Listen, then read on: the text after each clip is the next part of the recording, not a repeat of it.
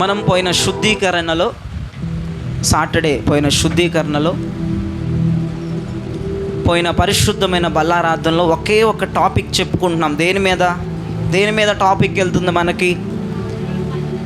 దేవుని మందిరానికి మనము ఎందుకు రావాలి, అసలు మందిరం యొక్క ప్రాముఖ్యత ఏంటో పరిశుద్ధాత్మ దేవుడు గత వారం నుంచి కూడా సంఘాన్ని తరుముతూ వెంటాడుతూ ఉన్నాడు. ఈరోజు కూడా పరిశుద్ధాత్ముడు అదే టాపిక్లో ఉండిపోయారు. ఈరోజు కూడా మందిరం యొక్క ప్రాముఖ్యత మొదటి రోజు ప్రభు చెప్పారు. సాటర్డే నైట్ శుద్ధీకరణలో ప్రభు చెప్పారు, మందిరముకు ఎందుకు రావాలంటే మనము ప్రభువు యొక్క భార్యగా తయారవటానికి, పెండ్లి కుమార్తెగా రెడీ అవ్వటానికి, ఎస్తేరు షూషోను కోటలో అలంకరించబడి రాజైన అహష్వేరోషు దగ్గరికి వెళ్ళి నిలబడి ఆయన ఆదరణ, ఆయన ప్రేమను ఆయన భార్యగా సేకరించబడినందున మనమందరము కూడా ఈ షూషోను కోటని మందిరానికి ఎందుకు రావాలి అంటే, ఇక్కడ పెండ్లి కుమార్తెగా తయారయ్యి రేపు జరగబోయే మధ్యాకాశములో ఆ వివాహములో ఒక అట్రాక్షన్గా ప్రభువు భార్యలుగా ఆయన ప్రక్కలో నిలబడటానికి మన మందిరానికి రావాలి. హల్లెలూయా. ఇక రెండో విషయం ప్రభు చెప్పారు, ఆదివారం పరిశుద్ధ బల్లారాధనలో ప్రభు చెప్పారు, మన మందిరానికి ఎందుకు రావాలి అంటే మందిరం పైన ఏముంటుందంటండి? ఆయన ఆయన ఆయన ఆయన అదొకటేనా? ఇంకోటి నేను ఆయన అంటే ఆయన కనుదృష్టి, ఆయన చెవి మందిరం మీద ఉంటుంది. ఆయన దృష్టిలో పడటానికి మన మందిరంలోకి రావాలి. ఆయన చెవిలో మన బాధను పడేయటానికి మన మందిరానికి రావాలి. రెండవదిగా చెప్పాను, స్వస్థత కోసం ఎస్పెషల్లీ మందిరానికి రావాలి. మందిరమే నీ దీర్ఘకాలిక రోగములకు విరుగుడని ప్రభువు మాట్లాడారు. మందిరములో ఆయన చొక్కాయి అంచులు నిండి ఉన్నాయని పరిశుద్ధాత్ముడు మాట్లాడాడు.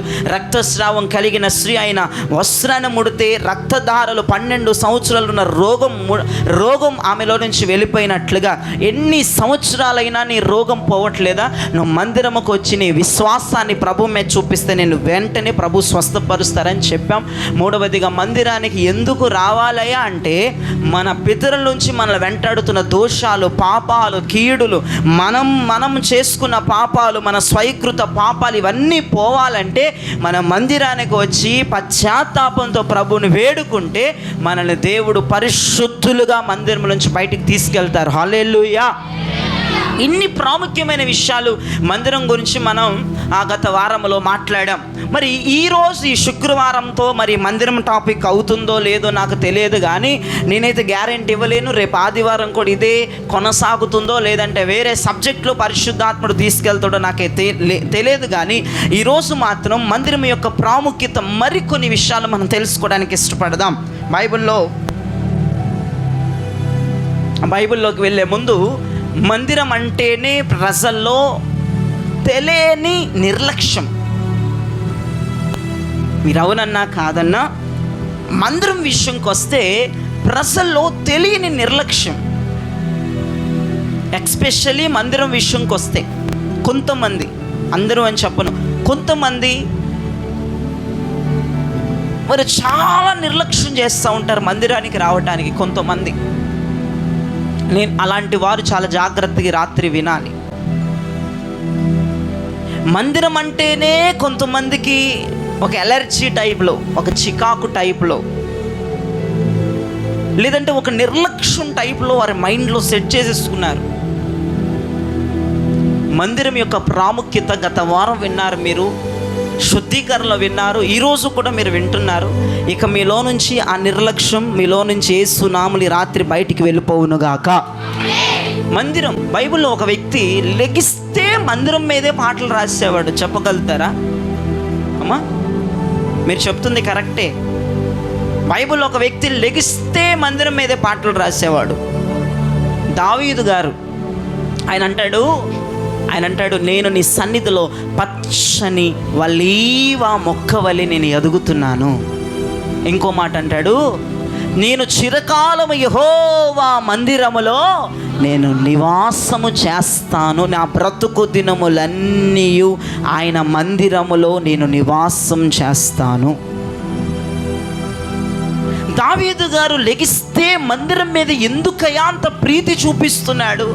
ఆయన లెగిస్తే మందిరం మీద పాటలు రాసేవాడు. లెగిస్తే ఎప్పుడు శుక్రవారం వస్తుందా, ఎప్పుడు ఆదివారం వస్తుందా, ఎప్పుడు అభిషేక్ కూటాలు అయ్యగారు పెడతారు, ఎప్పుడు మందిరం పోవాలి, ఎప్పుడు నేను పాటలు పాడాలి, ఎప్పుడు ప్రభుని స్తుతించాలి, ఎప్పుడు నా కొరకు దేవుడు దాచి ఉంచిన ఉపదేశాన్ని నేను పొందుకోవాలి, ఎప్పుడు నా మీద దేవుడు దాచి ఉంచిన అభిషేకం నేను పొందుకోవాలని ఎప్పుడు ఎదురు చూసే దావీదు మందిరానికి వెళ్తూ వెళ్తూ వెళ్తూ వెళ్తూ వెళ్తూ వెళ్తూ వెళ్తూ వెళ్తూ వెళ్తూ ఉన్న దావీదును దేవుడు ఏం చేస్తాడో తెలుసా?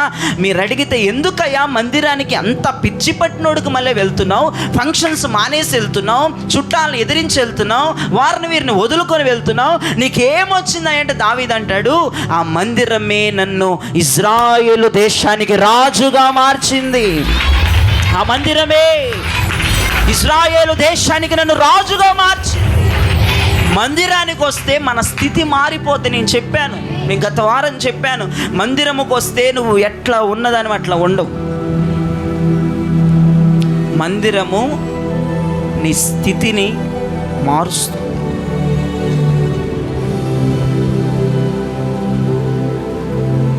ఆలోచన చేసుకోండి ఒకసారి, నీ స్థితిని మందిరం మారుస్తుంది. ఒక గొర్రెలు కాసుకునే వ్యక్తిని మందిరం ఎట్లా మార్చిందో చెప్పనా? గొర్రెలు కాచుకునే వ్యక్తిని మందిరం దేశానికి అధిపతిగా, దేశానికి రాజుగా మార్చింది. ఈ రోజున నువ్వు అదే మందిరాన్ని నిర్లక్ష్యం చేస్తున్నావు. ఏది నీ పరిస్థితి మారుస్తుందో దాన్నే నువ్వు నిర్లక్ష్యం చేస్తున్నావు. మందిరం ఎగ్గొట్టాలన్న మైండ్, మందిరానికి రాకపోతే ఏదో ఒక సాకు చెప్పాలన్న మైండ్. నేను పదే పదే ఎందుకు హెచ్చరిస్తాను మందిరానికి రమ్మనంటే, మీరు అర్థం చేసుకోవాలి, ఎలాగైనా మీ పొజిషన్స్ మారాలి. అయ్యగారు మందిరంకి వస్తే మారుతుంది ఖచ్చితంగా. భక్తుడైన దావీదు యొక్క స్థితిని మార్చిన దేవుడు ఖచ్చితంగా ఇదే మందిరం నీ పరిస్థితిని కూడా మార్చునుగాక. ఖచ్చితంగా మారుస్తుంది. ఆ భక్తుడి పట్ల చేసిన దేవుడు మన పట్ల ఎందుకు చేయడు? మీరు మందిరానికి ప్రతి కూటానికి రండి, ప్రతి ప్రైరీకి రండి, ప్రతి అభిషేక కూటానికి రండి, ప్రతి సర్వీస్లో మీరు పాల్గొనండి, ప్రతి ఆరాధనలో మీరు పాల్గొనండి. మీ మైండ్ అంతా మందిరం మీద, ఆరాధన మీద, ఇక్కడ జరుగుతున్నటువంటి వివిధమైన కార్యక్రమాల మీద మీ మనస్సు, మందిరం మీద మీ మనస్సు ఉంటే మీ పొజిషన్స్ ఖచ్చితంగా మారుతాయి. దావీదు పొజిషన్ మారింది, దావీదు స్థితి మారింది. దావీదు యొక్క కోణాలన్నీ ప్రభు మార్చాడు. దావీదును చూస్తే చేదరించుకునేవారు ఒకప్పుడు, ఇప్పుడు దావీదును చూస్తే వెనక్కి 4 అడుగులు వేసి దండాలు పెడుతున్నారు. ఆయన ఏం చేశాడు? ఎక్కడికి వెళ్ళి ఆ పదవి కొరకు ఎక్కడ తిరిగాడు? ఆ పదవి కొరకు ఎవరిని కలిశాడు? ఆ పదవి కొరకు ఏ చాకిరి చేశాడు? ఆ పదవి కొరకు ఎక్కడ పరిగెత్తలేదు. ఆయన జీవితం అంతా మందిరములో గడిపాడు అంతే. ఆయన సీఎం పోస్ట్ కొరకు ఎవరి కాళ్ళు పట్టలేదు, ఆయన పదవి కొరకు ఎవరి కాళ్ళు పట్టలేదు, ఎవరి ఇళ్ళకి వెళ్ళలేదు. పోనీ తన తండ్రి అయినా ట్రై చేశాడా? చిన్న కొడుకుని ఫలానా పొజిషన్లో చూడాలి అని తన తండ్రికి ఇష్టమే లేదు. తన కుమారుడంటే అడవిలోకి పంపేవాడు. తన బిడ్డలందరినీ, ఇంకా మిగతా ఉన్న బిడ్డలందరినేమో పరుపుల మీద నిద్రపుచ్చేవాడు. తన పిల్లలకి ఎడ్యుకేషన్, తన పిల్లలకి మంచి వస్త్రాలు, దావీదునేంటో తక్కువగా చూసేవాడు. దావీదంటే నచ్చేది కాదు తన తండ్రికి. తన తల్లిదండ్రులు కూడా దావీదును గొప్ప చేయాలనే ప్రయత్నాలు లేకపోతే దావీదంతటే నేను గొప్ప వ్యక్తి అవ్వాలన్నటువంటి ఆలోచన తనలో కూడా లేదు. దావీదు యొక్క ఫ్రెండ్స్కి దావీదు యొక్క నైపుణ్యాన్ని గుర్తించి ఇతని దేశానికి రాజుగా చేద్దామన్న ఆలోచన మరి ఫ్రెండ్స్లో లేదు. మరి ఎలాగ ఇతను దేశానికి రాజుగా అయ్యాడంటే, దేవుడిని యెహోవా అతను రాజుగా మార్చాడు. ఎలాగయ్యా మార్చాడు? ఒక గొర్రెలు కాచుకుంటున్న వ్యక్తిని దేశానికి రాజుగా ఎలా మార్చాడంటే, అతను గొర్రెలు కాచుకునే విధానమే చూస్తున్నారు కానీ అతడు నోరు తెరిస్తే ప్రభుని స్తుతించే వ్యక్తి. ఆ వ్యక్తి అంటాడు, నేను చిరకాలం యెహోవా మందిరములో నివాసం చేస్తాను. ఎందుకు నువ్వు దేవుని మందిరములో నివాసం చేయాలి దావీదయ్యా? నువ్వెందుకు దేవుని మందిరానికి వెళుతున్నావు? ఎందుకు నువ్వు చుట్టాలకి విలువ ఇవ్వట్లేదు? ఎందుకు నువ్వు బంధువులకి విలువ ఇవ్వట్లేదు? ఎందుకు నువ్వు ఫంక్షన్స్కి విలువ ఇవ్వట్లేదు? ఎందుకు నీ రక్త సముద్రాలకు విలువ ఇవ్వట్లేదు? ఎందుకు దైవజనులకు విలువిస్తున్నావు? ఎందుకు సంఘానికి విలువిస్తున్నావు అంటే, అదే నాకు భిక్ష పెట్టింది, నేను రాజు అవటానికి కారణం మందిరం అన్నాడు. బంధువులు కాదు. మీకు తెలియంది ఏంటో తెలుసా దెయ్యాలు? వినండి, మీకు తెలియంది ఏంటో తెలుసా? మందిరమే నీకు రక్షణ, మందిరమే నీకు భిక్ష. బంధువులు కాదు, రక్త సముద్రులు కాదు, స్నేహితులు కాదు, ఇక బయట వాళ్ళు కాదు. నువ్వు వాళ్ళని పట్టుకుని ఊగులాడుతూ ఉంటావు. అవేమీ కాదు, అవన్నీ అబద్ధం. నీ జీవితాన్ని మార్చేది, నీకు ప్రాణభిక్ష పెట్టేది, ఆహార భిక్ష పెట్టేది, వస్త్ర భిక్ష పెట్టేది దేవుని మందిరమే. దేవునికి స్తోత్రం కలుగునుగాక. అందుకే దావీదు ఎక్కువగా ఇంపార్టెన్స్ ఇచ్చేవాడు కాదు, ఎవరికి కూడా ఎక్కువగా ఇంపార్టెన్స్ ఇచ్చేవాడు కాదు, ఎక్కువగా అందరిలో కలిసే వ్యక్తి కాదు. అతనికి తెలుస్తుంది, దేవుని సన్నిధిలో నేను ఉంటే, దేవుని సన్నిధిలో ఉంటే నా నింద ఘనతగా మారుతుంది, దేవుని సన్నిధిలో ఉంటే ఈ గొర్రెలు కాసుకునే పొజిషన్ మారుతుంది, దేవుని సన్నిధిలో నేనుంటే ఎప్పుడో ఒకప్పుడు నా బతుకు బాగుపడుతుందని అనుకున్నాడు. తన తండ్రి తిట్టినా ఏమనేవాడు కాదు, అన్నలు చేదరించినా ఏం బాధపడేవాడు కాదు. ఇక గొర్రెలు కాచుకుంటా ఒక్కడే లోన్లీగా అడవిలో దేవుణ్ణి స్తుతిస్తూ ఆయన సన్నిధిలో బ్రతికే వ్యక్తి దావీదు. ఒకనొక రోజు తండ్రి కూడా పైకి తలెత్తి చూసే పొజిషన్లోకి ఎదిగిపోయాడు. జ్ఞానులు, పండితులందరూ కూడా, సౌలు రాజు సైతం సింహాసనం మీద నుంచి లెగిచి నుంచొని ఆశ్చర్యంగా ఫేస్ పెట్టేటువంటి ఘనతను పొందాడు దావీదు ఒకనొక రోజు. కారణం మందిరమే. మందిరాన్ని నిర్లక్ష్యం పెట్టాలి, నిర్లక్ష్యం చెయ్యాలి అనే కుటుంబాలన్నీ రాత్రి వినాలి. నేను చెప్తున్నాను, మళ్ళీ ఒక్కసారి ముగిస్తాను. మందిరమే నీ జీవితాన్ని మారుస్తుంది. ఇక ఎవ్వరూ నీ జీవితాన్ని మార్చరు. ఇప్పుడు వాక్యంలోకి వచ్చేసాం మనం. బైబిల్లో ఒక వ్యక్తి యెరూషలేములోనే బ్రతికేవాడు, యెరూషలేములోనే జీవించేవాడు, యెరూషలేములోనే కాపురం ఉండేవాడు. వినండి చాలా జాగ్రత్తగా. దేవుడైన యెహోవా అతడు యెరూషలేములో ఉండటం చూసి అతడు దీన స్థితిలో యెరూషలేములోకి వచ్చాడు. పేదరికములో యెరూషలేముకు వచ్చాడు. తిండి లేని పరిస్థితుల్లో యెరూషలేముకు వచ్చాడు. యెరూషలేముకు వచ్చిన తర్వాత అతడు దేవాది దేవుడు ఆ వ్యక్తిని ఆశీర్వదించటం మొదలుపెట్టాడు. దేవునికి స్తోత్రం కలుగునగా. దీన స్థితిలో ఉన్న ఆ వ్యక్తిని గొప్ప స్థితిలోనికి తీసుకెళ్ళాడు. ఎక్కడ? యెరూషలేములో. ఈ మాట చాలా బాగా గుర్తుపెట్టుకోండి. యెరూషలేములో ఆ వ్యక్తిని గొప్ప స్థాయిలోకి తీసుకువెళ్ళాడు. ఎప్పుడు అప్పులు చేసేటోడు అప్పులు ఇచ్చే వ్యక్తిగా మారాడు. ఎప్పుడు మాట పడేవాడు ఇక మాట పడని వ్యక్తిగా మారిపోయాడు. ఈ సందులో వస్తున్న వ్యక్తిని చూసి పలానా సందులో వచ్చి పారిపోయే జనం ఇప్పుడు ఆ వ్యక్తి కొరకు పరిగెత్తుతున్నారు. అలాగా దేవుడు మార్చేశాడు ఆ బిడ్డ స్థితిని. ఎక్కడున్నప్పుడు? యెరూషలేములో ఉండటం చూసి.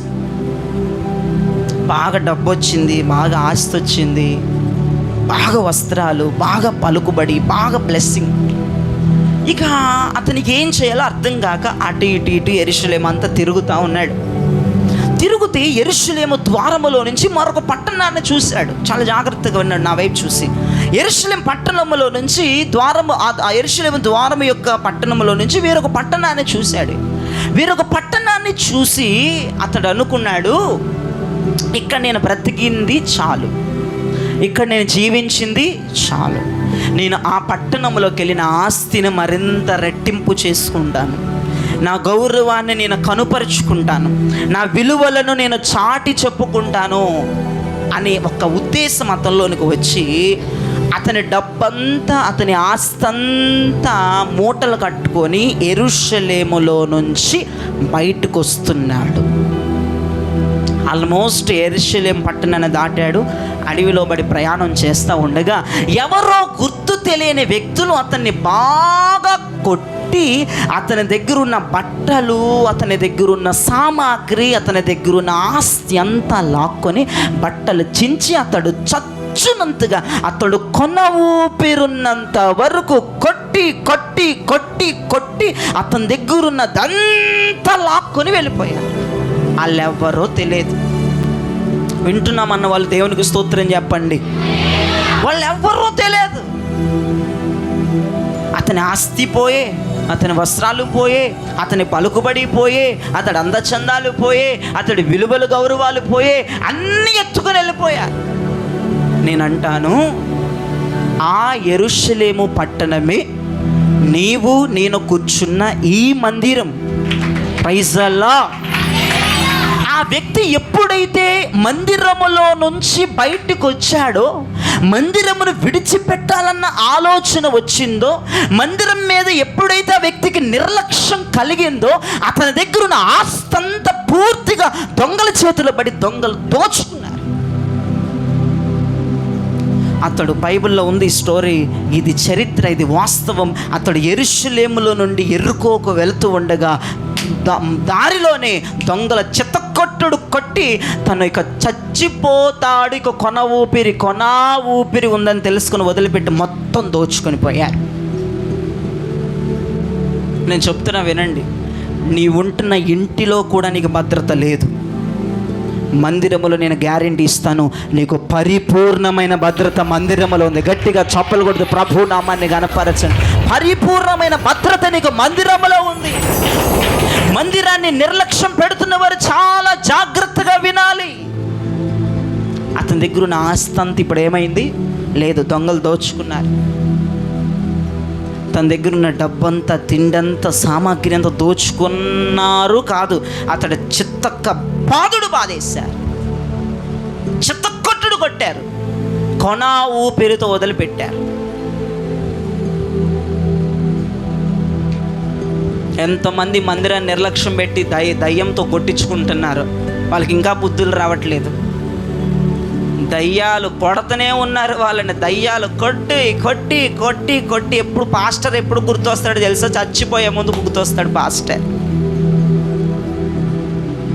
కొట్టారు కొట్టారు కొట్టారు కొట్టారు కొట్టారు, కొన ఊపిరి ఉంది. ఆ మార్గంలో 3 వ్యక్తులు వెళ్ళారు. మొదటి వ్యక్తి వెళ్ళాడు, చూసి పట్టించుకోకుండా వెళ్ళిపోయాడు. రెండో వ్యక్తి కూడా చూసి పట్టించుకోకుండా వెళ్ళిపోయాడు. మూడో వ్యక్తి, అతని పేరు సమ్మరయ్యుడు.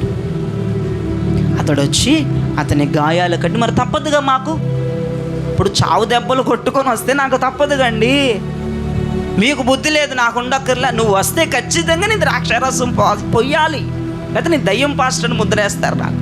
నేను సమర్యుడు, మంచి సమర్యుడు, నిన్ను ఎగతాళి చేసే వ్యక్తిని కాదు.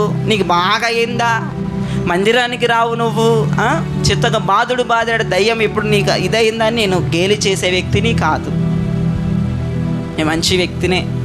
ఆ దెబ్బలు కొట్టించుకునే బదులు నువ్వు యెరూషలేములో ఉంటే బాగుండు కదా నా బాధ.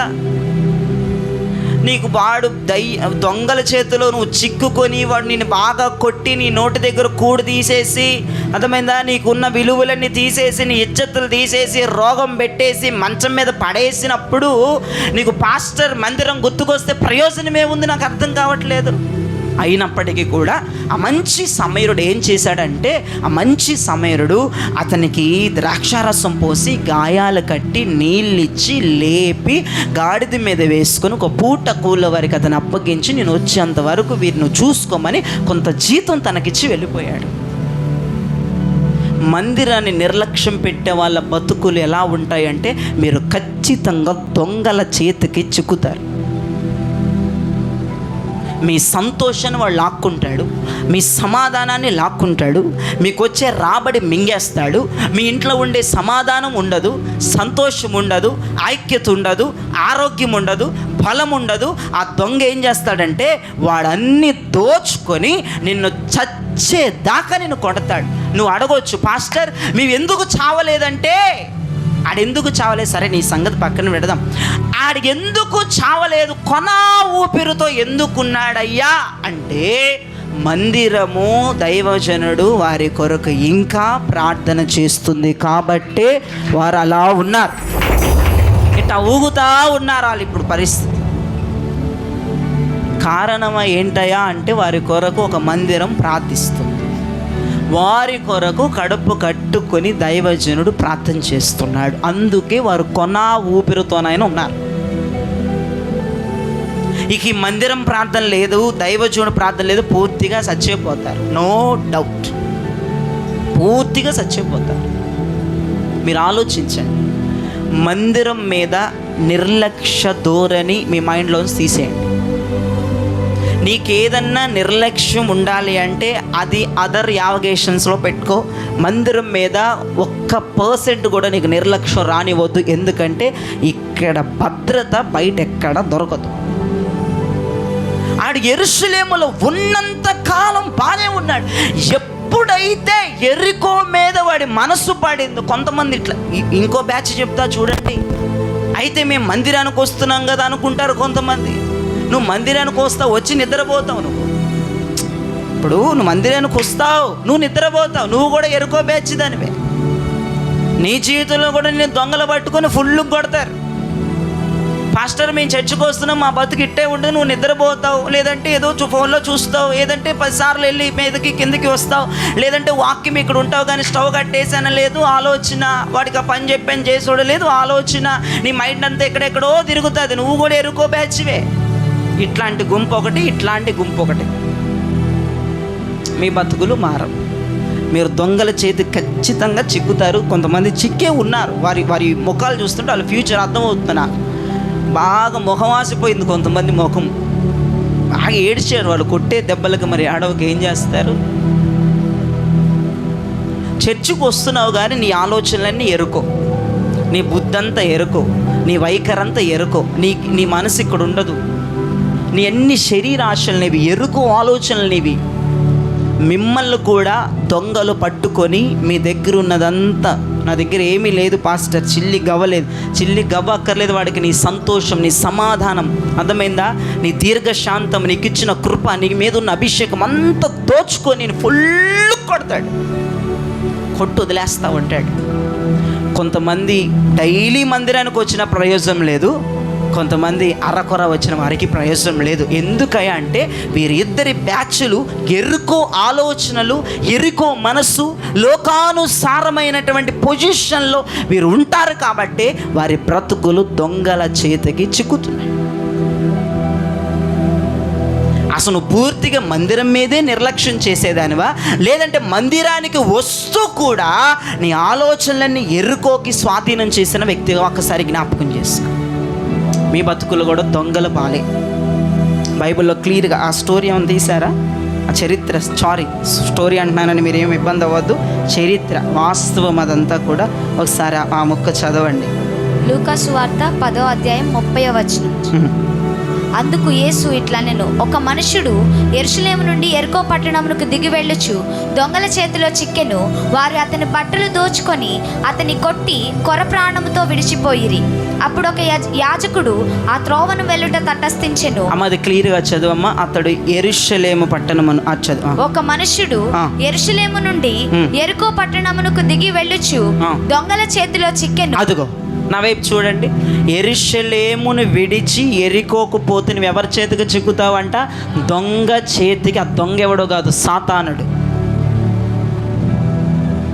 సాతానుడి చేతికి చిక్కుతావు.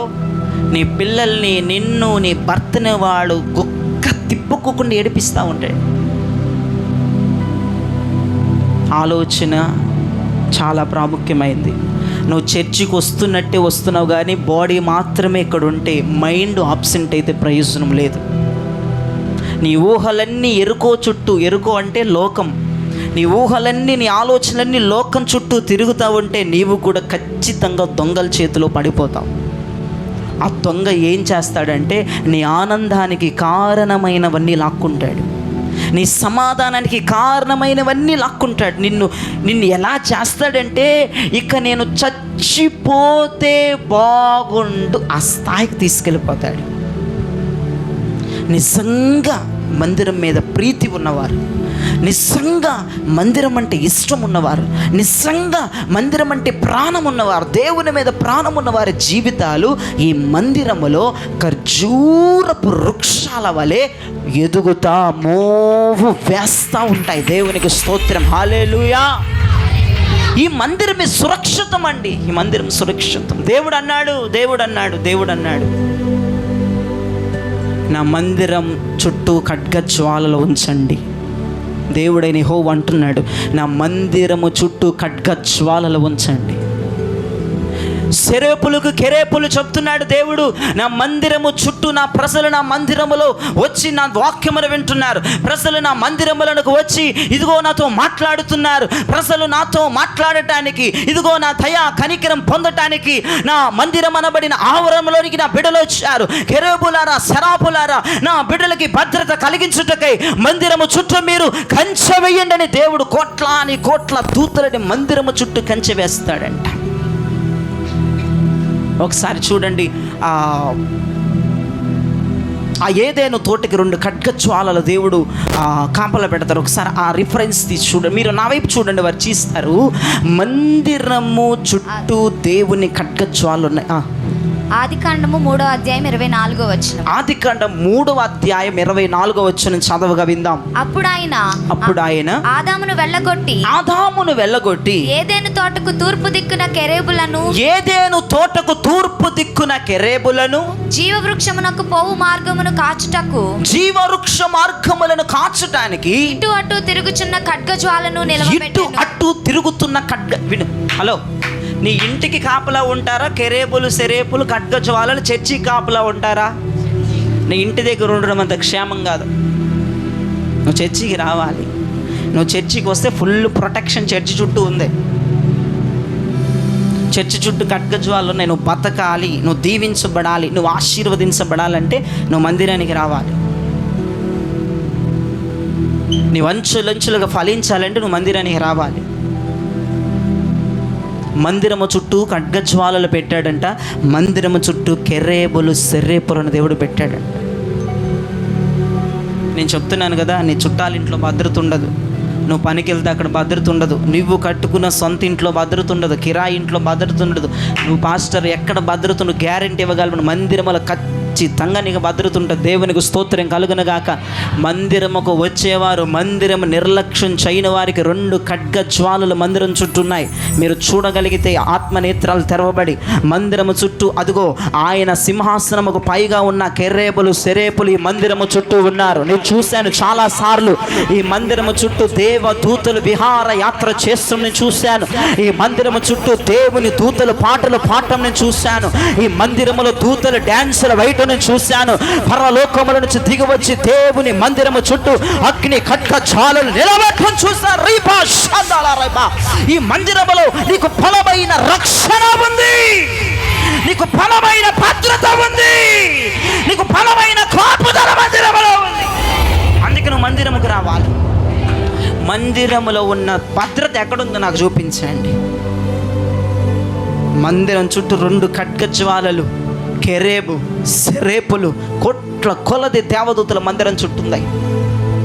నువ్వు దయచేసి నీ ప్రాణం బాగోపోతే నువ్వు చర్చిలోకి వచ్చి అట్లా బ్యాక్ పడుకో. ఇక్కడ ఉన్న స్వస్థత ఎక్కడ? ఇంట్లో నీ కొంపలో ఉంటే రాదు స్వస్థత. అర్థమైందా? నేను అదే చెప్తున్నా. రోగస్తులు వచ్చి అక్కడ వెనక్కి కూర్చోండి. దేవుడు నేను స్వస్థపరిచి అభిషేకించి పంపుతాడు. నేను మీకు నెత్తి నోరు కొట్టుకొని చెప్తున్నాను, ఏ ఒక్కరు వాక్యాన్ని నెరవేర్చట్లేదు. వాక్యాన్ని నెరవేర్చాలి, వాక్యాన్ని నెరవేర్చాలి. దేవుని మందిరములో ఉన్న సురక్షిత, దేవుని మందిరంలో ఉన్న రక్షణ, దేవుని మందిరంలో ఉన్న భద్రత మరి ఏ చోట ఉండదని ఈ వాక్యం సందర్భంగా మీ అందరికీ నేను తెలియచేస్తున్నాను.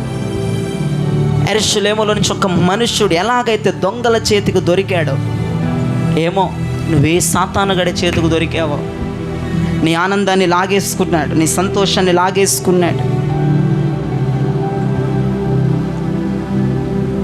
నీ ఐక్యతను లాగేసుకున్నాడు, నీ శాలరీని మింగేస్తున్నాడు. వాడు గుడ్డ గుట్ట గుట్ట గుట్ట మింగేస్తున్నాడు నీ శాలరీని. ఒకసారి ఆలోచించాయి. మందిరానికి వచ్చి కూడా ఎరుకో వైపు నీ ఆలోచనలు ఉన్నాయేమో ఒకసారి ఆలోచించాయి. లేదంటే మందిరం మీద పూర్తిగా నిర్లక్ష్యం చేసి లోకంలో తిరుగుతూ ఉన్నావేమో, అది ఆ పని ఈ పని ఈ పని ఆ పని అని ఇంకా కొంతమందికి జ్ఞానం రావట్లేదు. ఇంత వాక్యం ప్రకటిస్తున్నా, ఇన్ని రిఫరెన్సెస్ చూపిస్తున్న వారికి జ్ఞానం రావట్లేదు. ఇంకెక్కడో నాకు భద్రత ఉంది, ఇంకెక్కడో నాకు విడుదలుంది అనుకుంటున్నారు. మందిరమే నేను కూర్చొని వారం వెళ్ళి నేను కూర్చొని వింటున్న మందిరమే నాకు రక్షణ అనేది మాత్రం వాళ్ళకి జ్ఞానం రావట్లేదు. ఒక పాస్టర్ గారు చెప్తే నేను విన్నాను సాక్ష్యం. ఒక యవనస్తుడు, ఒక పెళ్ళైన యవనస్తుడు మందిరానికి వచ్చారంట. అతనికి బాగా తాగుడు, సిగరెట్, గుట్కాలు, పాన్పరాకులు అతనికి అలవాటు. ఎవరో చెప్తే మందిరానికి వెళ్ళారు. ఆ మందిరంలోనికి వెళ్ళిన కొన్ని వారాలకి ఆ యవనస్తుడు సిగరెట్ మానాడు, మందు మానాడు, గుట్కా మానాడు, పాన్పరాకు అన్నీ మానేసి నమ్మకంగా మందిరానికి వెళ్తున్నాడు. దేవునికి స్తోత్రం కలుగునుగాక. అయితే వెళుతూ ఉంటే దేవుడు అతని మందిరంలో ఆశీర్వదించాడంటే ఒక బిజినెస్ పెట్టుకున్నాడంట అతను. ఆ బిజినెస్ చాలా బాగా రన్ అవుతుందంట, చాలా బాగా రన్ అవుతుంది. ఇక బాగున్నారు, వాళ్ళ ఫ్యామిలీ అంతా బాగున్నారు, చక్కగా బిజినెస్ రన్ అవుతుంది. దశమగా అయ్యగారికి ఇస్తారు, చర్చికి వస్తారు, చర్చిలో మీటింగ్స్ అంటే వాళ్ళే ఫస్ట్ ఉంటారు. దైవజనుడికి దృష్టిలో ఒక మంచి పేరును వారిద్దరూ యవన బిడ్డలు పొందుకున్నారు. చాలా చక్కగా ఉన్న జీవితం. ఏమైందో ఏమో కానీ ఇప్పుడు నెలలో 4 వారాలు వచ్చే వ్యక్తి 2 వారాలే రావటం ప్రారంభించాడు. వాళ్ళ భార్య అయితే వస్తుంది కానీ ఇతను మాత్రం 2 వారాలే రావటం ప్రారంభించాడు. ఏంటో చర్చి మీద ఇంట్రెస్ట్ పోయినట్టుగా ఉంది. మెల్లమెల్లగా మందిరం మానుతున్నాడు వస్తున్నాడు. ఒక వారం కనపడితే ఇంకో వారం కనపడి, ఇంకో వారం కనపడి, ఇంకో వారం కనపడి అట్లా జరుగుతుంటే అయ్యగారు అన్నారంట వాళ్ళ భార్యను పట్టుకుని, ఏంటి మీ ఆయన మొదట్లో చాలా బాగా వచ్చేవాడు కదా, ఏంటి ఇలా తయారయ్యాడంటే, పాస్టర్ గారు బిజినెస్ బాగా ఎక్కువైపోయి మనుషులు ఎవరు లేక మా ఆయన ఒక్కడే కష్టపడుతున్నారు.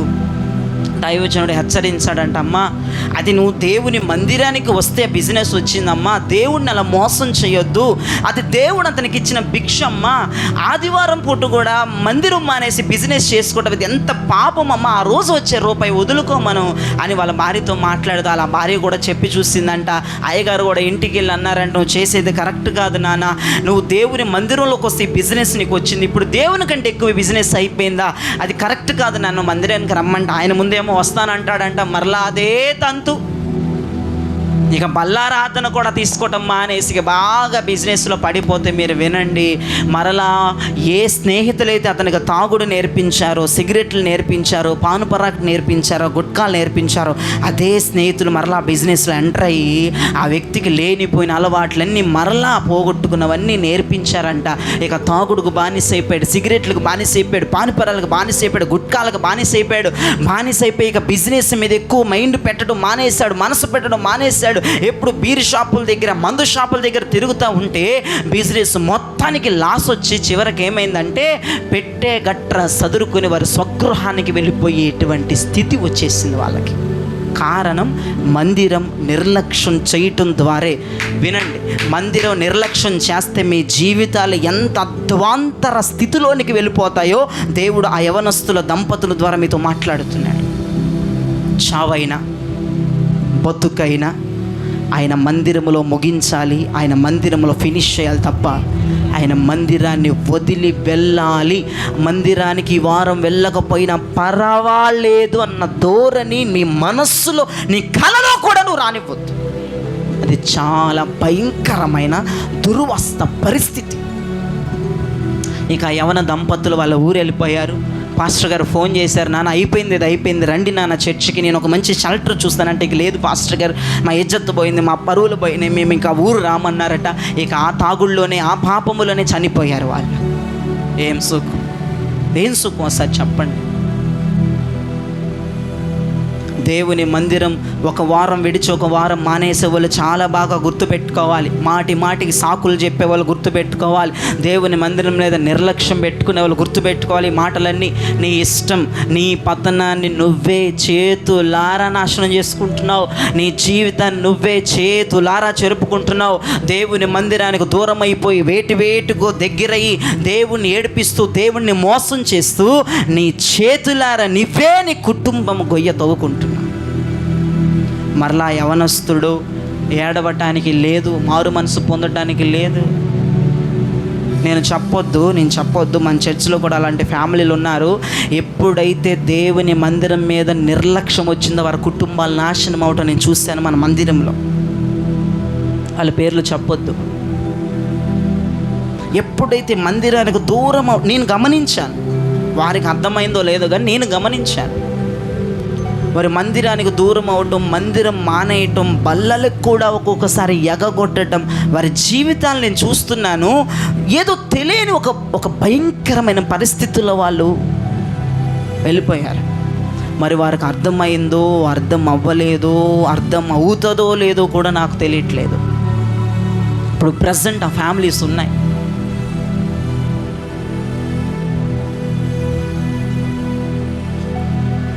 దేవుని మందిరం మీద ఆశ ఎట్లా ఉండాలంటే, దేవుని మందిరంలో ఏదన్నా కూటాలన్నా, ప్రార్థనలన్నా, అభిషేక ప్రార్థనలు, దేవుని మందిరం అంటే కాళ్ళు పరిగెత్తాలి, లేడి కాళ్ళలో ఉన్న బలం రావాలి కాళ్ళల్లో. ఏదైనా ఒక మీటింగ్ అనౌన్స్మెంట్ ఇక్కడ నుంచి వస్తే కాళ్ళు పరిగెత్తాలి. అది దేవుడు వారిని నిండుగా ఆశీర్వదిస్తాడు. వినండి, ఆయన మందిరముకు వచ్చువారని అల్లరి పాలు చేసే వ్యక్తి అయినా కాదు. ఇప్పుడు కాకపోతే రేపు నీ చరిత్ర మారిద్ది. ఇది నీ చరిత్ర మార్చడానికి ఉన్న మందిరం. హల్లెలూయా, హల్లెలూయా. ఇది నీ చరిత్ర మార్చడానికి ఉన్న మందిరం. జ్ఞాపకం చేసుకోండి. ఇది నీ చరిత్ర మారుస్తుంది. ఇది నీ పరిస్థితులను మారుస్తుంది. ఇది నీ స్థితిగతులను మారుస్తుంది. దయచేసి ఆ యవన వ్యక్తిలాగా చేయొద్దు. మందిరం మీద నిర్లక్ష్యం వద్దు. నువ్వు బాగుపడతావు, నువ్వు దీవించబడతావు. సే ఆమెన్, సే ఆమెన్. దైవజనుడు ప్రవచనం పలుకుతున్నాడు, నువ్వు బాగుపడాలి, నువ్వు దీవించబడ. ఏమండి, నాకు అందుకే కోపం అసలు చెప్తే కాదు, గేదల్లాగా అరవటం కాదు. నువ్వు బాగుపడతావు, దీవించబడతావు అంటే ఆమెన్ అనాలి. దైవజనుడు ఒక మనిషి కాదురే బాబు, నీకు శుభం పలుకుతుంది. ఒక నార్మల్ పర్సన్ కాదు. దైవజనుడు నోట నుంచి వచ్చే మాట దేవుడు రూఢిపరుస్తానన్నాడు. నువ్వు దైవజనుడు మాటగా కాక దేవుని మాటగా తీసుకుంటే ఇక్కడే మీ చరిత్రలు మారుతాయి. దేవునికి స్తోత్రం కలుగునుగాక. హల్లెలూయా. మనందరిది ఒకటే ధ్యేయం, రాజాని సన్నిధిలోనే ఉంటానయ్యా, మనసారా ఆరాధిస్తూ బ్రతికేస్తానయ్యా. రాజాని సన్నిధిలోనే ఉంటానయ్యా, మనసారా ఆరాధిస్తూ బ్రతికేస్తానయ్యా. నేనుండాలేనయ్యా, నేను బ్రతకాలేనయ్యా, నేనుండాలేనయ్యా, నేను బ్రతకాలేనయ్యా. నీవే లేకుండా నేనుండాలేనయ్యా, నీ తోడే లేకుండా నేను బ్రతకాలేనయ్యా. నీ సన్నిధానంలో సంపూర్ణ సంతోషం, ఆరాధించుకునే విలువైన అవకాశం. నీ సన్నిధానంలో సంపూర్ణ సంతోషం, ఆరాధించుకునే విలువైన అవకాశం. కోల్పోయినవన్నీ నాకు ఇచ్చుటకును, బాధల నుండి బ్రతికించుటకును. కోల్పోయినవన్నీ నాకు ఇచ్చుటకును, బాధల నుండి బ్రతికించుటకును.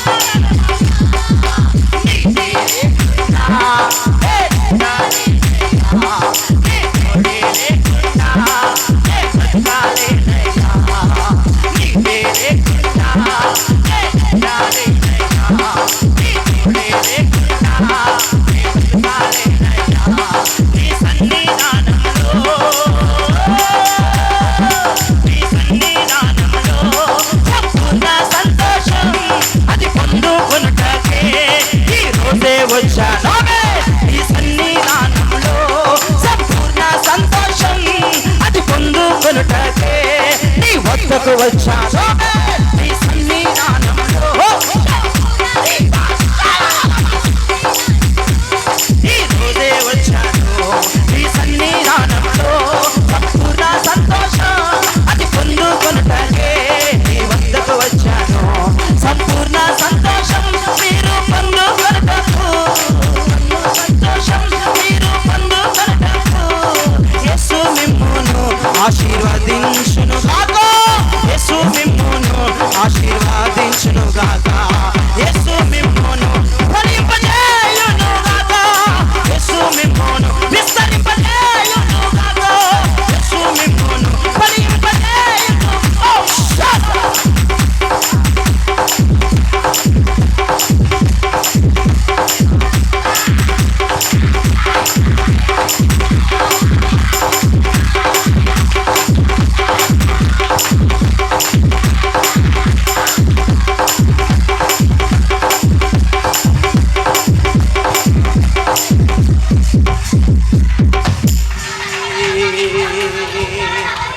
రాజాని సన్నిధిలోనే ఉంటాయా, మనసారా ఆరాధిస్తూ బ్రతికేస్తాను. నిజంగా చెప్పండి, నిజంగా రాజాని సన్నిధిలోనే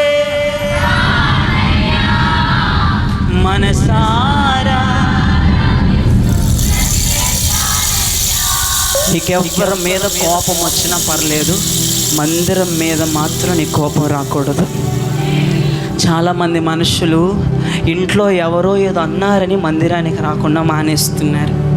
చాలామంది మనుషులు చర్చిలో ఎవరో ఏదో అన్నారని మందిరానికి రాకుండా మానేస్తున్నారు. మందిరానికి రాకపోవటం ద్వారా నీకే నష్టం. నీవు శత్రువుల చేతికి, దొంగ చేతికి నువ్వు చిక్కుతావు. వాడు నిన్ను ఇష్టం వచ్చినట్లుగా బాధ పెడతాడు, ఇష్టం వచ్చినట్లుగా నిన్ను కొడతాడు, ఇష్టం వచ్చినట్లుగా నీ మీద నిందలు వేపిస్తాడు, ఇష్టం వచ్చినట్లుగా నీ జీవితాన్ని ఆగం చేస్తాడు. నీ బిడ్డల లైఫ్ పోతుంది, నీ బతుకు ఎండిపోతుంది, మీ జీవితాలు నాశనానికి వెళ్ళిపోతాయి, మీ జీవితాలు పాతాళములోనికి వెళ్ళి అగ్ని ఆరకుండా పొరుగు చావని ప్రదేశంలో కేకలు పెడుతూ ఉంటారు. బ్రతికి ఉండగానే దేవుని మందిరం మీద ఉన్నటువంటి ఒక ప్రాముఖ్యమైన సత్యాన్ని తెలుసుకోండి. ఎంతమంది దేవుని మందిరం మీద నిర్లక్ష్య ధోరణి ఉంది, ఎంతమంది చర్చికి పోతున్నామా పరిస్థితులు మారట్లేదని, ఎంతమంది మనసులో అపవాది ఏం కలిగిస్తున్నాడు. అపవాది వాడు దొంగమ్మా, వాడు గర్జించు సింహమోలే వస్తాడంటమ్మా, వాడు ఎవరిని నాశనం చేద్దామా అని వస్తాడంటమ్మా, వాడు ఎవరి పిల్లల్ని చెరుపుదామా అని వస్తాడంటమ్మా, వారు ఎవరి ధనాన్ని మింగుదామా అని వస్తాడంటమ్మా, వారు ఎవరి సంసారాలు ఆగం చేద్దామని వస్తాడంటమ్మా, ఏ భార్యాభర్తలకి గొడవ పెడదామని వస్తాడంటమ్మా, ఏ తల్లిదండ్రులు ఏ పిల్లల్ని ఈ చెట్టుకొకలు పుట్టకొకలు చేద్దామని వస్తాడంటమ్మా. వాడి చేతిలో పడొద్దు. వాడు దొంగ, వాడు క్రిమినల్ దొంగ. పోలీసులు ఆ దొంగని ఈ దొంగను పట్టుకుంటున్నారు కానీ వీడిని పట్టుకోలేరు, వీడిని పట్టుకోలేరు. వీడు కనబడ్డు, వీడు కనబడ్డు, వీడు మాయాస్వరూపం. వీడు ఆలోచిద్దండి ఒకసారి. హలో, ఒకసారి ఆలోచించండి. ఏ విధము చేతనైనా మిమ్మల్ని పట్టి పీడించాలి. ఒక ఫ్యామిలీ చాలా బాగుంది. తండ్రి, 2 కొడుకులు, విస్తారమైన పనివారు, సంతోషంగా ఉంటున్నారు. వారం వారం నీసు కూర, వెజిటేబుల్స్, బిర్యానీస్, వంటలు. తన తండ్రి కింద చాలా వందల పనులు ఉంటారు. 2 కొడుకులు చక్కగా పెరగొచ్చు కదా, కానీ ఒక్కడికి అనిపించింది, నా ఆస్తి నేను తీసుకొని వెళ్ళిపోవాలి. కొంతమందికి ఎందుకో తిన్నది అరగదేమో, తిన్నది అరక్క మందిరాన్ని మానేస్తారు. నేనంటాను, ఆ కుమారుడికి తిన్నది నిజంగానే అరగట్లేదేమో, వాడికి ఏమొచ్చిందో ఏమో నాకు అర్థం కావట్లేదు. కానీ అంత సంతోషం ఉన్న ఇంటిలో నుంచి వాడి ఆస్తిని వాడు తీసుకుని ఎలా వెళ్ళాలనిపించింది. నాన్న, నా ఆస్తి నాకు ఇచ్చేయండి, నా ఆస్తిని పట్టుకొని వెళ్ళిపోతాను నాన్నగారు, మీ దగ్గర ఉండటం. కొంతమందికి అండి తిన్నది వంట పట్టదు. సంతోషంగా ఉన్న ఫ్యామిలీ, సంతోషంగా ఉన్న ఇల్లు, ఎవడో ఒకరిని పట్టుకుంటాడు. వాడు అపవాది పట్టుకున్నాడు చిన్న కుమారుణ్ణి. వాడిని బర్ర బర్ర బర్ర బర్ర ఈడ్చుకెళ్ళిపోయారు. ఎవరి ద్వారా తెలుసా? స్నేహితుల ద్వారా. ఈ సైతానుడు మందిరములో ఉన్నవారిని స్నేహితుల ద్వారా వస్తాడు, కొలీగ్స్ ద్వారా వస్తాడు, బంధువుల ద్వారా వస్తాడు, రక్త సంబంధి ద్వారా వస్తాడు. వాడు ఎలా వచ్చి నిన్ను పట్టుకుంటాడో వాడికే తెలియదు, నీకే తెలియదు. అలా వచ్చి నేను పట్టుకొని ఈడ్చుకెళ్ళిపోతాడు లోకంలోకి. నీకేం అర్థం అవ్వదు. ఆ తప్పిపోయిన కుమారుడు అంటున్నాం కదా, ఏమొచ్చింది వాడికి? ఆ ఇంట్లో ఎంత సంతోషం. వాళ్ళ నాన్నగారి కింద వందల మంది పనిచేసే వాళ్ళు ఉన్నారు. వారికి ఏం నష్టం జరిగిందండి? ఆ ఇంట్లో వెళ్ళిపోయాడు డబ్బు తీసుకున్నాడు. నాన్నగారు వాటా చూశాడు, పెద్దోడికి ఇంత, చిన్నోడికి ఇంత తీసుకుని వెళ్ళిపోయాడు. కొన్ని రోజులు బాగానే ఉంటుంది నానా. మందిరాన్ని నిర్లక్ష్యం చేసే వాళ్ళకి కొద్ది రోజు బాగానే ఆరోగ్యం ఉంటుంది, కొద్ది రోజు బాగానే అందరు ఉంటారు. కొన్ని రోజులే కుక్కల చింపిన ఇస్తరాకైపోద్ది. తర్వాత బతుకు కుక్కల చింపిన ఇస్తరాకైపోద్ది. ఆడి చిన్నోడు బతుకు కుక్కల చింపిన ఇస్తరాకు. ఏం తింటున్నాడంట? ఏం తినడానికి ప్రేరేపించబడుతున్నాడు? పందుల పొట్టు తిందామా అనిపించేసి అంత ఆకలి మంట తీసుకెళ్ళిన డబ్బు అయిపోయింది. నీకు అడుగు చూసుకో. గాడిద పొట్టు అనే తిన్నా పర్లేదు, గాడిద పొట్టు తిన్నా, గేదె పొట్టు తిన్నా పర్లేదు, పందుల పొట్టు తినే కర్మ వాడికి వచ్చింది. వాడికి అర్థమైంది రక్షణ డబ్బులో లేదు, రక్షణ ఫ్రెండ్స్లో లేదు, రక్షణ నేను పని చేసే ఈ వాడు పందుల పని కుదిరాడు. పందుల పని కుదిరాడు, డబ్బంతా అయిపోయింది. వాడు స్నేహితులు బాగా తినేసి బాగా తేపి వెళ్ళిపోయారు. వాడి దగ్గర డబ్బు లేదు, ఎవడు ఫోన్లు ఎత్తట్లా, మొత్తం స్విచ్ ఆఫ్. ఇదిగో విను, నువ్వు ఎవరెవరు నమ్ముతున్నావో రేపు వాళ్ళ ఫోన్లు స్విచ్డ్ ఆఫ్. నువ్వు దేవుణ్ణి నమ్ము, దైవజుని నమ్ము, వాక్యాన్ని నమ్ము. ఈ ఫోన్ ఎప్పుడు రింగ్ అవుతుంది. నువ్వు కావాలంటే ఈ ఫోన్ ఎప్పుడు రింగ్ అవుతుంది, నువ్వు కావాలంటే ప్రయత్నించి చూడు. నీకు నువ్వు ఎవరిని నమ్మిన ఫోన్ ఎప్పుడో కాబట్టి స్విచ్ ఆఫ్. బాయ్ టాటా, అయిపోయింది నీ బతుకి. ఎవ్వరు ఫోన్ ఎత్తట్లా. ఒక 100 రూపాయలు వాడు బతుకు, ఒక 50 రూపాయలు, 10 రూపాయలు ఫోన్పే చేసేవాళ్ళు లేడు. మొత్తం వాడి దగ్గర తిన్నారు, వెళ్ళిపోయారు. ఇప్పుడు నేను ఏదో ఒక పని చేసుకోవాలి. ఎందుకురా నీ కర్మ? తండ్రి ఇంట్లో ఉంటే నువ్వు పని చేసుకోకుండా హాయిగా ఉండొచ్చు కదరా. ఇప్పుడు ఏదో ఒక పని చేసుకోవాలని చివరికి వాడికి ఎవరు పని కూడా ఇవ్వట్లాడు. అవతారం చూసి ఆడి తిండి తినక ఎన్ని రోజులైందో బక్క చిక్కిపోయి జుట్టంతా కంపు, వస్త్రాలని కంపు. వాడికి ఎవడిస్తాడు పని? ఇక చివరికి కాళ్ళ పడ్డాడు. పందుల యజమాని దగ్గరికి వెళ్ళయ్యా, ఈ పని నువ్వు ఇవ్వకపోతే చచ్చేపోతాను, ఈ పని ఇవ్వమంటే ఆ పని ఆడు చేస్తున్నాడు. కానీ వాంతులు వస్తున్నాయి. పందుల దగ్గర ఎప్పుడున్నాడు? అంత లగ్జరీ బతుకు, పెద్ద డైనింగ్ ఏరియా, పెద్ద ఏసీ కొంపాడిది. ఇటు రమ్మంటే రావాలి, వెళ్ళమంటే వెళ్ళాలి. వాళ్ళ నాన్న కింద పనోళ్ళు. ఈడే జీతం ఇస్తాడు ఒక్కోసారి, నెల వాళ్ళ నాన్న లేకపోతే ఈడు జీతాలు ఇస్తాడు. ఆడికి ఈడు జీతాలు ఇచ్చేవాడు, ఇప్పుడు జీతం తీసుకుంటున్నాడు. కానీ మరి ఎన్ని నెలలు చేసుడు మనకి తెలియదు, బైబిల్లో లేదు. కానీ చివరికి ఆ పందులు తింటుంటే ఆ పొట్టు తినాలనిపించేసిందంట వాడికి. ఈ పందులు పొట్టు తినటం కంటే నా తండ్రి దగ్గరికి వెళ్తాను, నాకు అక్కడే రక్షణ ఉంది, నేను వదిలి వచ్చిన చోట రక్షణ ఉంది. వినండి, మందిరాన్ని నిర్లక్ష్యం చేసేవారు వినాలి, మందిరాన్ని నిర్లక్ష్యం చేసేవాళ్ళు ఉండాలి. నువ్వు అధికంగా ఆశీర్వదించబడేది ఎక్కడో తెలుసు, ఇక్కడే. నీ ఫోన్ ఎన్నిసార్లు అర్ధరాత్రి 2ంటికి చేసినా ఎత్తేది ఎవరో తెలుసా? ఈ దేవుడే, ఈ మందిరము దేవుడే. నీ ఫోన్ ఎత్తుతాడు, నీకు ఆన్సర్ ఇస్తాడు, సమాధానం ఇస్తాడు, నీ దుఃఖం తీసేస్తాడు, నీకు ఆశీర్వాదం ఇస్తాడు, బలం ఇస్తాడు, ఆరోగ్యం ఇస్తాడు. విను చాలా జాగ్రత్తగా. ఆడు వెళ్ళాడు తండ్రి దగ్గరికి. వెళ్తే తండ్రి వద్దనలేదు. ఈ మందిరం కూడా ఎప్పుడు వద్దన్న దేవుడు చేతులు చాచుంచుతాడు. ఇప్పుడు వరకు నువ్వు నిర్లక్ష్యం చేసావు, కానీ ఈ రోజున తిరిగి నువ్వు రాగలిగితే, ఎరుకోని విడవగలిగితే అద్భుతమైన కార్యాలు దేవుడి రాత్రి మీ పట్ల చేయబోతున్నాడు. హల్లెలూయా, హల్లెలూయా, హల్లెలూయా. ఖచ్చితంగా నీవు గనక మరలా మందిరం మీద మక్కువ, మందిరం మీద ప్రేమ పెరిగి ఇక మందిరమును విడవకూడదన్న ఒక సమర్పణ ఈ రాత్రి నువ్వు చేసుకోగలిగితే దేవుడు అద్భుతమైన కార్యాలు చేస్తాడు. ఏమండి మేము వెళ్ళలేక మా కుటుంబాలు లేవా, ఫ్యామిలీస్ లేవా, మాకు సంతోషాలు ఉండవా? చెప్పండి. ఇదిగో దేవుడు ఎప్పుడైతే నన్ను ఎన్నుకున్నాడో ఆ రోజు నుంచి నేను మందిరానికి నేను కృతజ్ఞుడినైపోయాను. పాస్టర్ మీది వేరు మాది వేరు కాదు, నేను మనిషినే, నీది మన రా, కత్తులు తీసుకొని రండి, నేను కోసుకుంటా, మీరు కోసుకుందరు. కానీ నాలో ఎర్రది వస్తుంది, మీలో ఎర్రది వస్తే మీరు మనిషి, రండి చూసుకుందాం. కత్తులు తీసుకురండి, నేను కోసుకుంటా, మీరు కోసుకోండి. పాస్టర్ మీది బ్లూ రంగు వస్తుంది, పాస్టర్ మీరు దేవుడు, మీది ఎరుపు కాదు, మీది ఏముండో గులాబీ రంగు, అది కూడా ఎరుపే, రక్తమే. మీది పసుపు రంగు వస్తుంది, మీరు దేవుడు పాస్టర్, మీరు చర్చికే ఉండాలి, మాకు బోల్డ్ ఉంటాయి, మేము మనుషులమే, మేము దయ్యాలుగా చూడొద్దు మమ్మల్ని. లేదా నేను ఆత్మని కాదు, నేను ఆత్మని కూడా కాదు. అర్థమైందా? నేను అదే చాలాసార్లు చెప్తాను, మేము మనుషులమే కదా, మేము మీకు మాదిరిగా ఉన్నప్పుడు మీరు ఎందుకు ఉండలేరు? ఒకసారి మీరు జ్ఞాపకం చేసుకోండి. ఒక భక్తుడు చక్కగా అతని మీద పాట రాశాడు. ఓ చిన్ని తనయా నీకిన్ని, అసలు మందిరాన్ని వదిలేసి బాధలు పడాల్సిన అవసరం ఏముందండి? శ్రమలేనయా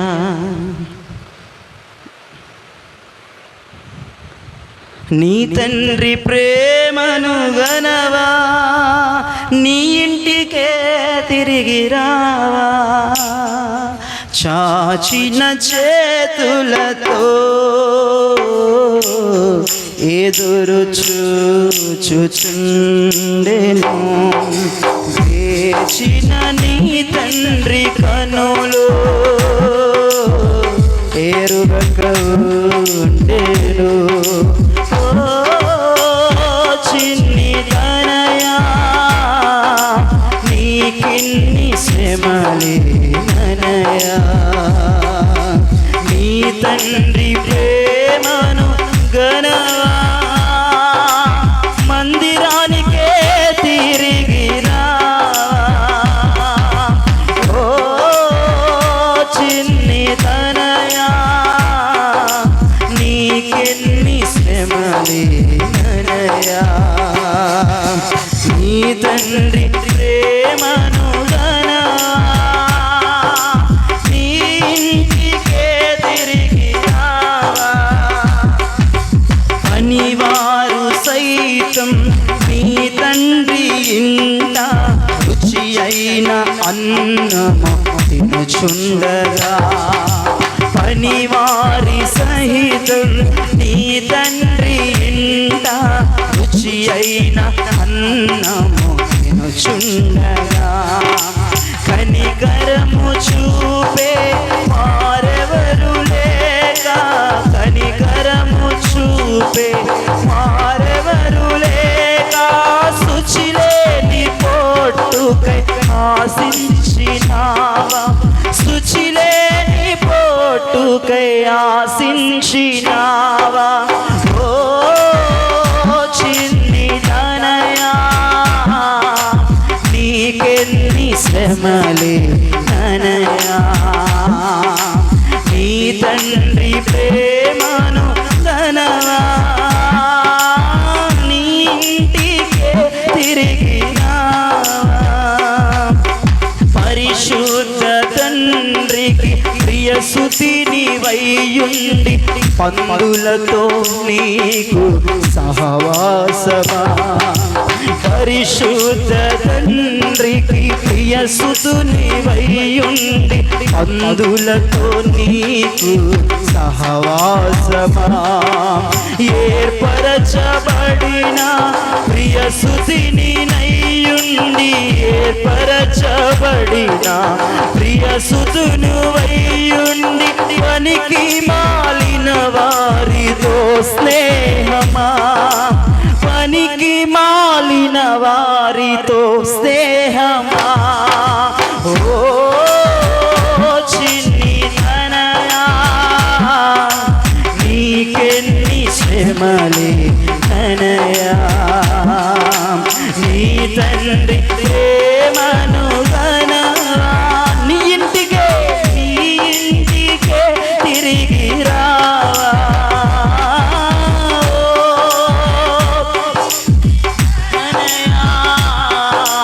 నీకెన్ని శ్రమలేనయా, నీ తండ్రి ప్రేమను గనవా, నీ ఇంటికే తిరిగి రావా.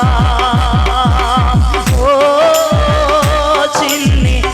సమర్పణతో ప్రార్థన చేయండి. ప్రభువా, నీ మందిరాన్ని ఎక్కడ నిర్లక్ష్యం చేస్తున్నాడో నన్ను క్షమించండి అని కళ్ళు మూసుకొని ప్రార్థనాపూర్వకంగా ఈ గీతాన్ని పాడండి. కళ్ళు మూసుకొని ప్రార్థనాపూర్వకంగా ఈ గీతాన్ని పాడండి. నన్ను క్షమించండి ప్రభువా, నీ మందిరాన్ని ఎక్కడ నిర్లక్ష్యం చేస్తే నన్ను క్షమించు నాయనా. నీ మందిరమును విడిచిపెట్టిన అభిషేకం నా మీదకి రాత్రి పంపండి ప్రభువా.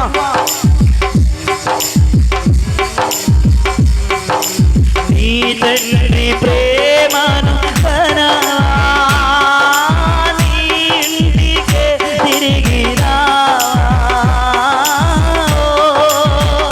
చిన్ని తనయా, నీకెన్ని శ్రమలే తనయా. నీ తండ్రి ప్రేమను నీ ఇంటికే తిరిగి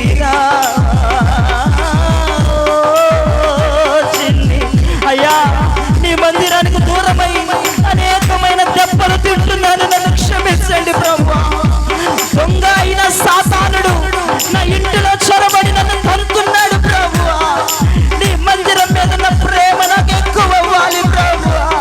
నీ తనయా, నీకెన్ని శ్రమలే తనయా. నీ తండ్రి ప్రేమను నా తల్లి, నువ్వు దొంగ చేతిలో పడ్డావు కదమ్మా. దొంగ నిన్ను ఉక్కిరి బిక్కిరి చేస్తున్నాడు కదా, నిన్ను తట్టున్నాడు. నీ ఆనందాన్ని లాగేసుకున్నాడు, నీ సంతోషాన్ని లాగేసుకుంటున్నాడు, నిన్ను ఏడిపిస్తూనే ఉన్నాడు కదమ్మా. ఒక్కసారి ఎరికో వైపు చూడొద్దు, దేవుని మందిరం మీద దృష్టి ఉంచండి. దేవుని మందిరం మీద ఆలోచన ఉంచండి. నీకెన్ని శ్రమలే తనయా, నీ తండ్రి ప్రేమను గనవా. నీ ఇంటికే తిరిగి రావా. ఓ చిన్ని తనయా, నీకెన్ని శ్రమలే తనయా. నీ తండ్రి ప్రేమను గనవా. నీ ఇంటికే తిరిగి రావా. ఇది నీ ఇల్లమ్మా, ఇది నీ ఇల్లు, ఇది నీ సొంత గృహం. ఇది దేవుని మందిరం. నీకు రక్షణ, నీకు అభిషేకం, నీకు ఆధారం, నీకు సంతోషం, నీకు సమాధానాన్ని ఇచ్చేది మందిరమే. ఇది నీది, ఇది నీది, ఇది ఎవరితో కాదు, ఇది నీది.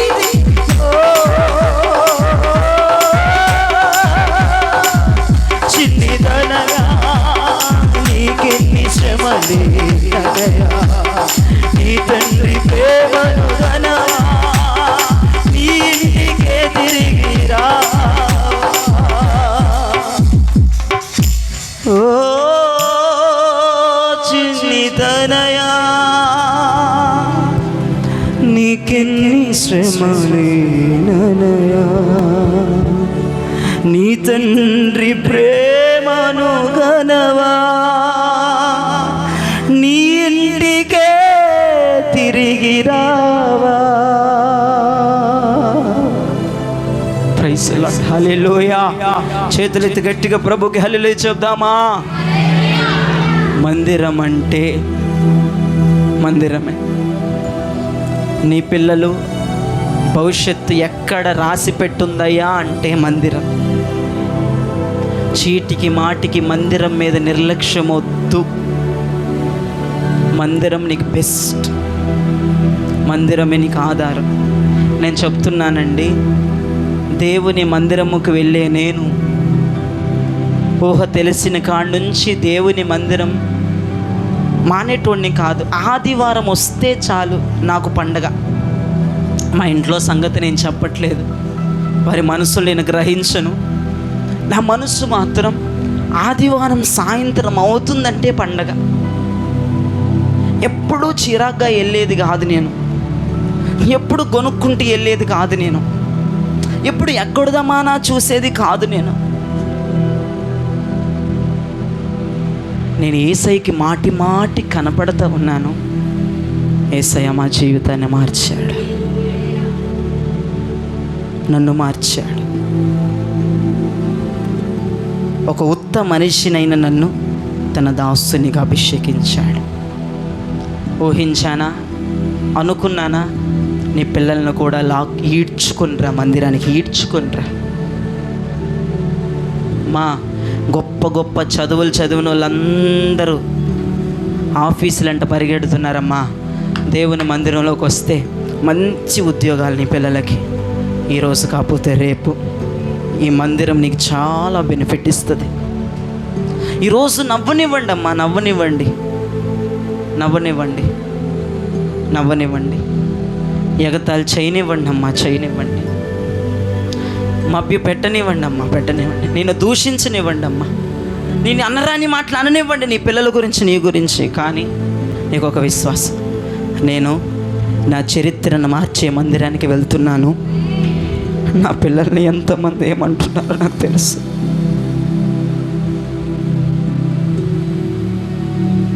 నన్ను ఎంతమంది ఏమంటున్నారో నాకు తెలుసు. నేను యాకోబు దేవుని మందిరానికి వెళ్తున్నాను. హన్నా ఎక్కడికి వెళ్ళిందో ఆ మందిరానికి నేను వెళ్తున్నాను. దావీదు ఏ మందిరములో చిరకాలము బ్రతకాలనుకుంటున్నాడో ఆ మందిరములోనికి నేను వెళ్తున్నాను. నా పిల్లల చరిత్ర మందిరములో దేవుడు మారుస్తాడు. నాది, నా భర్త చరిత్ర మారుస్తాడు. ఇలా ఉన్న మా జీవితాలను ఇలా మారుస్తాడు. ముగించేశాను. ఒకరోజు మోయాబురాలు బెత్లెహేముకి వెళ్ళింది తన అత్తతో పాటుగా. బెత్లెహేముకి వెళ్ళింది. మోయాబు అంటే అర్థం ఏంటంటే, మోయాబు అంటే అర్థం ఏంటంటే అది అక్రమ సంబంధముతో పుట్టిన సంతానము. మోయాబు అక్రమ సంతానం.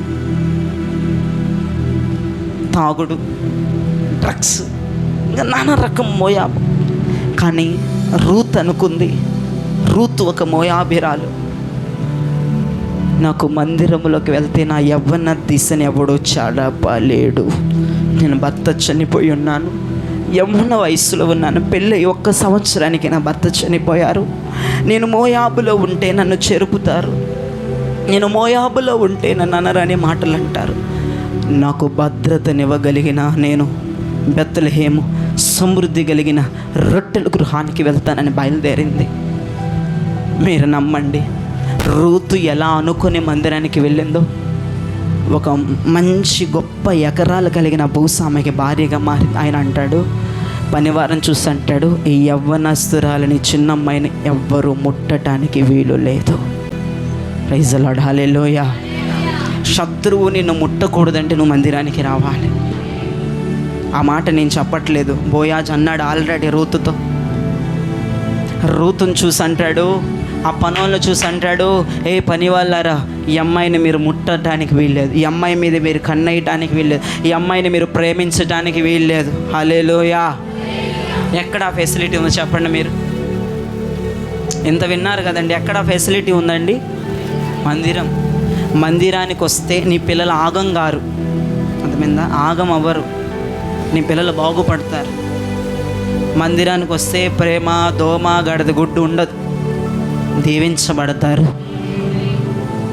లోకానికి వదిలేసామనుకో, ఆడి ప్రేమ అంటాడు, ఈమె దోమ అంటుంది, కుట్టించుకొని వస్తారు. మందిరానికి వస్తే ఏ దొంగలు చెరపరు నీ బిడ్డల్ని. నువ్వు మందిరానికి వస్తే నిన్నెవడు చెడపడు, నీ ఆలోచనలు చెడపడు, నీ కుటుంబాన్ని చెడపడు. అందుకే మందిరానికి రావాలి. శుక్రవారం వచ్చిందంటే బెల్లు కొట్టినట్టు నీ మైండ్లో వెలిగిపోవాలి. ఆదివారం వచ్చిందంటే నువ్వు ఎక్కడ ఏ దేశంలో ఉన్న బెల్లు కొట్టినట్టు మైండ్లో కొంతమంది చెప్తే సిగ్గుచేటు, పరిశుద్ధమైన బల్లారాధనకి కూడా కొంతమంది ఎంత నిర్లక్ష్యం అంటేనండి, అంత నిర్లక్ష్యం. 4 నెలలు నేను బల్ల తీసుకోక నరకం అనుభవించాను. జయంలో 4 నెలలు నేను బల్ల తీసుకోలేదు. ఒక కారణం చేత నన్ను నేను శుద్ధి చేసుకొని, నన్ను నేను పవిత్రపరచుకొని, నన్ను నేను కడుక్కొని 4 నెలలు ఆ బలిపీఠం వైపు, ఆ ప్రభు రాత్రి భోజన వైపు చూస్తుంటే నా గుండె తరుక్కుపోయేది. మళ్ళీ మందిరం మానేవాడిని కాదు, బల్ల రోజు కూడా మందిరానికి వెళ్ళేవాడిని. కానీ బల్ల బల్ల ముట్టుకునేవాడిని కాదు. ఎంత మనస్సు. ఇక ఆ బాధ నాకే తెలుసు, నేను ఎక్స్ప్లెయిన్ చేయలేను. ఇప్పుడు కొన్ని సంవత్సరాల క్రితం 4 నెలల పాటు నేను పరిశుద్ధ వాళ్ళకి దూరం అయిపోయాను. ఇక అంతే, 4 నెలలే నేను తీసుకోలేదు, ఇంకంతే. కొన్ని సంవత్సరాలుగా నేను బల్లారాధన మానను. ఎందుకంటే దేవుని రక్తము, దేవుని శరీరం ఈ నెలలో తీసుకుంటేనే నువ్వు పరలోకం వెళ్తావు, బైబిల్లో ఉంది. ఇప్పుడు ఈ నెల మీరు తీసుకోలేదు, సపోజ్ బైబిల్ ఏం చెప్తుందంటే, ఎవడు నా రక్తమును నా శరీరమును వాడు తాగి తింటాడో వాడే నిత్య రాజ్యమునకు నువ్వు పరలోకానికి వెళ్ళాలి అంటే ప్రతి నెల నువ్వు బల్లలో పాలి భాగుస్తుండు బాబా. ఈ నెల నువ్వు బల్ల తీసుకోవాలి, ప్రభు వస్తాడు, నేను నిర్దాక్షిణంగా వదిలేసి వెళ్ళిపోతాడు. ఆ వాక్యం ప్రకారం మీరు ఒకవేళ తెరిస్తే చదవండి. ఆ వాక్యం ప్రకారం ఎవరు దేవుని యొక్క రక్తములో మళ్ళీ వినండి, మళ్ళీ నెలలో వచ్చి పాపాలు చేసి తీసుకుంటే సస్తావు, అట్ట ఉంటుంది. మళ్ళీ మీకు ఆ లాజిక్ తెలియదు. మీకు వస్తే కరెక్ట్గా తీసుకోవాలి. అది నువ్వు వచ్చినా బల్లలో చేయకపోయినా, నువ్వు బల్ల తీసుకోకుండా మానేసినా, ఒక్కవేళ అదే నెల దేవుడు రావాలి అనుకున్నాడంటే నీ చాప్టర్ క్లోజ్. తీసారా? మీరేం చూడొద్దు, ఆమె చదువుతున్న వైపు చూడండి. యోహాను సువార్త 6వ అధ్యాయం 54వ వచనం. నా శరీరము తిని నా రక్తము త్రాగువాడే నిత్య జీవము గలవాడు. అదిగో, నీకు నిత్య జీవం రావాలంటే యేసయ్య రక్తాన్ని, యేసయ్య శరీరాన్ని నెల తీసుకోవాలి. నువ్వు ఎక్కడున్నా, ఏ ఊరికి పోయినా, ఏ ఫంక్షన్లో పోయినా, నువ్వు ఎక్కడ వెలగాలో తెలుసా, ఎక్కడ ల్యాండ్ అవ్వాలో తెలుసా? న్యూ రాజరాజపేట సుశీల గారి డాబా మీద ల్యాండ్ అయిపోవాలి డామ్మని. ఆ రోజు కల్లా రావాలంతే, 1 గంట ముందన్నా రావాలి. కొంతమంది వస్తున్నారు కానీ బల్లారాధన తీసుకోవట్లే. మీ బాధలు ఇంటూ నా దగ్గర చెప్పండి, నేను క్లియర్ చేస్తాను. మీరు నాతో మాట్లాడరు, బుడ లెగిచి వెళ్ళిపోతారు. నువ్వు రాత్రి మళ్ళీ శుద్ధీకరణకు వస్తావు, ఏం ప్రయోజనం నాకు అర్థం కాదు. దైవజనుడితో మాట్లాడవు, నీ బాధ ఎక్స్ప్లెనేషన్ ఇవ్వవు, నీకు ఎలా బల్ల సర్దాలో నాకు తెలియదు. బుడబుడ వస్తావు, బుడబుడ పోతావు, బుడబుడ వస్తావు, బుడబుడ పోతావు. బుడబుడ మునిగి లేచాడు అన్నట్టుగా బుడబుడ మునుగుతావు, లెగుస్తావు, మునుగుతావు. అసలు ఏంది నీ వ్యవహారం ఏంది నాకు అర్థం కావట్లా. కొంతమంది శుద్ధికి వస్తారు, బళ్ళకు వస్తారు, మధ్యలో వెళ్ళిపోతుంది. మధ్యలో పోతారు. ఎందుకు పోతున్నావు? ఏం నీ పరిస్థితి? నీకు ఎప్పుడు బలం మేము అందించాలి? నీ పరిస్థితి ఏంది? నీ వ్యవహారం ఏంది అనేది నాకు చెప్తే మేము చేస్తాం. నా తల్లికి చెప్పరు, నాకు చెప్పరు, చెల్లికి చెప్పరు, ఎవరికి చెప్పరు. ఎట్లా నేను దేవుడిని మీ మనసులో తెలుసుకోవడానికి ఇక నేను ప్రవచన రూపం ఎత్తాలి ప్రతి వారం, నా కుమార్తె అనుకుంటా. ఇక వాక్యం మానేయాలి. నేను నీ మనసులో నీ దగ్గరే పెట్టుకుంటావు, నాకు ఒక ముక్క చెప్పవు. నా కుమారి అన్నప్పుడు అప్పుడు చేతి ఎత్తుతావు. ఏం లాభం, ఏం సుఖం? నువ్వు నష్టపోతున్నావు. నాకు ఎంత బాధ ఇస్తున్నా, లెగిసి వెళ్ళిపోతుంటా. అయ్యో బల్ల తీసుకోలేదని నాకుంది బాధ, మాకు ఉంది పాస్టర్ గారు బాధ అని. నీ బాధ నాకు చెప్పు, నేను తీరుస్తాను. నీకు బల్ల నీ చేతిలో పెట్టే బాధ్యతలు మావి. అసలు ఎందుకు మధ్యలో వెళ్ళిపోతారు? కొంతమంది పర్మిషన్స్ తీసుకొని వస్తున్నారు, ఓకే ఆల్ రైట్. వాళ్ళు ప్రార్థనలో లేకపోయినా బల్ల టయానికి వస్తారు, రాత్రి శుద్ధికి వస్తారు, నాకు చెప్తారు, ఓకే పర్లేదు ఇస్తాం. ఎందుకు వెళ్ళిపోద్దో తెలియదు, ఎందుకు లేచి వెళ్ళిపోతారో తెలియదు. మీ డే అంతా వేస్ట్ అయిపోద్ది, శుద్ధి వేస్ట్ అయిపోద్ది. ఇవన్నీ ఏంటో నాకు అర్థం కావట్లేదు. ఏదైనా నాకు డైరెక్ట్గా వచ్చి మాట్లాడండి, మీ ప్రాబ్లమ్స్ నాకు చెప్పండి. బల్లారాధనలో మీ ప్రాబ్లమ్స్ అన్నీ నేను వింటాను. ఏం చేయాలో కొంతమందికి అది చేస్తాం. మీరు ఏం చెప్పకుండా మూగమొద్దులాగా ఉండొద్దు. మందిరం విలువ నాకు తెలిసింది. రాత్రి అన్నవారు 2 చేతులు ఎత్తి గట్టిగా స్తోత్రం చెప్పండి యేసయ్యకి. నీ రక్షణ ఎక్కడుంది చెప్పండి గట్టిగా. ఇప్పుడు నీ భద్రత ఎక్కడుంది చెప్పండి. నీ ఆశీర్వాదం ఎక్కడుంది చెప్పండి. నీ దీవెన ఎక్కడుంది చెప్పండి. నీ ఎదుగుదల ఎక్కడుంది చెప్పండి. నీ ఫలింపు ఎక్కడుంది చెప్పండి. నువ్వు బయటకు పోతే ఎవడొస్తాడు? దొంగ వస్తాడు. ఇక్కడ బొందుకుని అభిషేకంతో లాగేసుకుంటాడు. నువ్వు ఎర్రుకో వైపు చూసావా? మోయాబు నుంచి ఎక్కడికి వెళ్ళింది? రూతు బెత్లెహేముకి వెళ్ళి ఆ బోయాజుని పెళ్లి చేసుకొని ఆ వంశాల్లోంచి యేసు ప్రభు ఉద్భవించాడు. ఎంత చక్కగా ఆమె జీవితం మారిందో మీరు జ్ఞాపకం చేసుకోండి. మందిరమును నిర్లక్ష్యం చేయొద్దు. మందిరమును జ్ఞాపకంలో పెట్టుకుని మందిరానికి రండి. అంతవరకు సెలవు. ప్రభు మిమ్మల్ని దీవించునుగాక, ఆశీర్వదించునుగాక. హల్లెలూయా.